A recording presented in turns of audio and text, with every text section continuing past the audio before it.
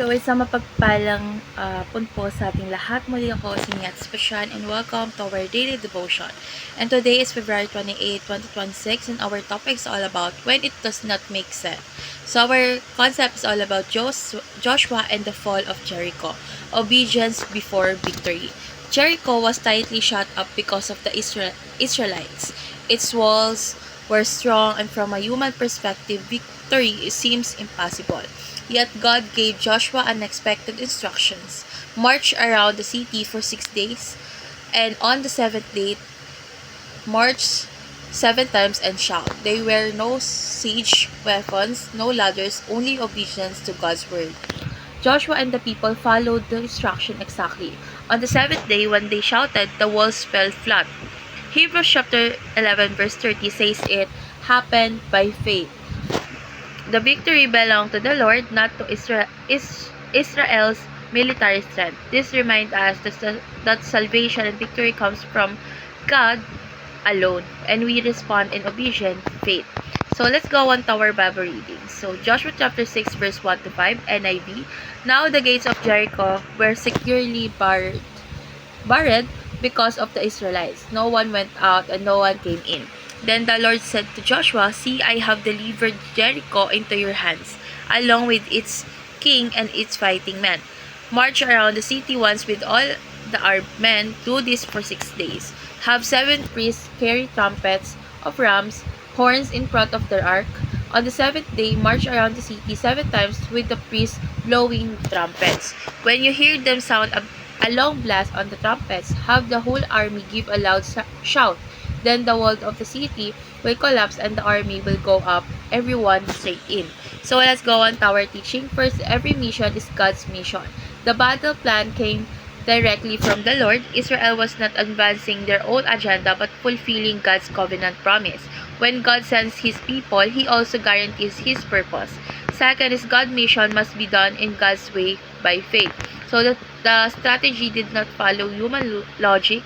Obedience requires trust in God's wisdom over human understanding. Faith means doing what God says even when the outcome is unseen. God's way makes sense because of Christ. At the first, God's plan may seem polished to the world. Yet in Christ, we see that God's wisdom is higher than human wisdom. The cross itself seemed like defeat, but it became the greatest victory. So let's go on to our application. First is be a man or woman on a mission, the mission of God. So live with purpose rooted in God's calling. Align our goals with His kingdom priorities. Remember that our life is part of His greater redemptive plan. Second, fulfill the mission according to God's instructions. So seek guidance from scripture before acting. Avoid relying solely on personal strategies. Obedience demonstrates trust in God's authority. And last is believe that God's way is the only way to victory. So trust Him even when the process feels slow or unusual. Victory belongs to the Lord, not to human strength. So rest in the assurance that His way leads to lasting triumph. So let's go on to our last part of our discussion. Our discussion talks about why does God sometimes command His people to do things that do not make sense. So from this devotion, God sometimes commands His people to do things that do not make sense, to teach them dependence on Him. So when His instruction go beyond human logic, it becomes clear that the victory comes from Him alone. This threatens faith and brings glory to the God, not to human ability. So I learned from this devotion that obedience must come before visible victory. So like Israel, we sometimes want clear logic and immediate results, but God's call us to trust His word first. So we will apply this by obeying God even when we do not fully understand His plan, believing that His wisdom is perfect.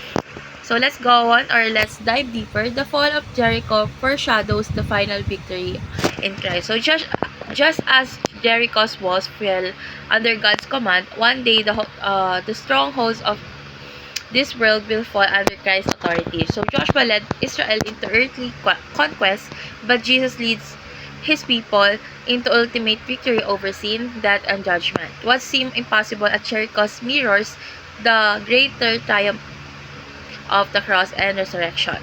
God's power brought down physical walls in Joshua's time. Through Jesus, God brings down spiritual stronghold and establishes His eternal kingdom. So let's pray. Lord God, help us to trust You even when your instruction do not make sense to us. Teach us to obey faithfully before we see the results. Strengthen our faith so that we may walk confidently in Your mission. May our life reflect trust in Your wisdom and bring glory to Your name. In Jesus' name we pray. Amen.